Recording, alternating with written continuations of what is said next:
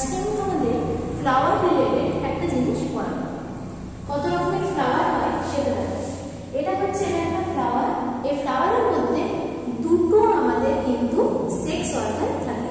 অনেক সময় অনেক ফ্লাওয়ারে কি হয়, একটা সেক্স অর্গান থাকে, অনেক সময় একটা ফ্লাওয়ারে দুটো রিপ্রোডাক্টিভ অর্গান কিন্তু প্রেজেন্ট থাকে। তো যেমন এই ফ্লাওয়ারটাতে দেখো, এই ফ্লাওয়ারে দেখো একটা ফিমেল রিপ্রোডাক্টিভ অর্গান আছে, আর এই যে রেড কালারের এগুলো দেখো মেল রিপ্রোডাক্টিভ অর্গানও এখানে প্রেজেন্ট আছে।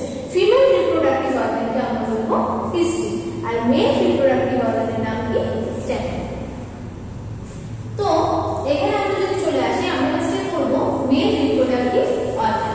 মেল রিপ্রোডাক্টিভ অর্গানের এই যে পার্টটা দেখছো, এই পার্টটাকে আমরা বলবো ফিলামেন্ট, আর এই যে উপরে যে সার্কেল লাইক স্ট্রাকচার এটাকে আমরা বলবো অ্যান্থার। অ্যান্থারটাকে দেখো একটু বড় করে আঁকা হচ্ছে। অ্যান্থারের মধ্যে দেখো ছোট ছোট ছোট অনেক কিছু দেখতে পাওয়া যাচ্ছে। এই অ্যান্থারের মধ্যে থাকে আমাদের পোলেন গ্রেনস। পোলেন গ্রেনসকে তাই আমরা কি বলি মেল রিপ্রোডাক্টিভ অর্গান। দেখতে পারলে মেল রিপ্রোডাক্টিভ অর্গানটা হলো দুটো পার্ট, একটা হচ্ছে অ্যান্থার, একটা হচ্ছে ফিলামেন্ট। আর এই অ্যান্থারের মধ্যে কি আছে, পোলেন গ্রেনস। তো তোমাদের যাদের আমার এই ভিডিওটা ভালো লাগলো তারা আমার চ্যানেলটাকে লাইক, শেয়ার আর সাবস্ক্রাইব করে দাও আরও নতুন নতুন ভিডিও দেখার জন্য।